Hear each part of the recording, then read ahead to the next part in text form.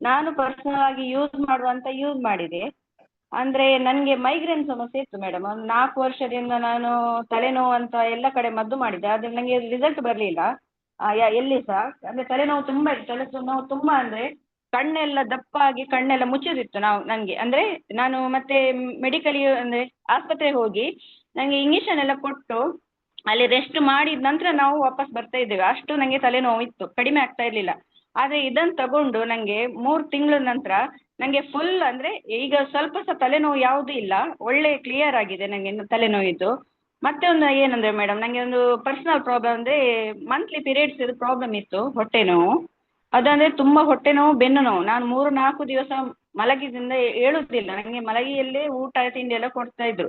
ಆದರೆ ಇದನ್ನು ನಾನು ತಗೊಂಡು ಯೂಸ್ ಮಾಡಿದ ನಂತರ ನಾನೀಗ 1-2 ದಿವಸದಲ್ಲಿ ಸಹ ಹೊರಗೆ ಎಲ್ಲಿ ಹೋಗ್ತೇನೆ. ಮತ್ತೆ ನನಗೆ ಇದರ ಮೆಡಿಸಿನ್ ಎಲ್ಲ ತಗೊಳ್ಳಿಲ್ಲ, ನಾನು ಹೊಟ್ಟೆ ನೋವಿಗೆ ಮಾತ್ರ ತಗೊಳ್ತಿದ್ದೆ. ಈಗ ಅದೆಲ್ಲ ಮಾತ್ರೆ ಎಲ್ಲ ಸ್ಟಾಪ್ ಆಗಿದೆ, ನಾನು ತಗೊಳ್ತಾ ಇಲ್ಲ.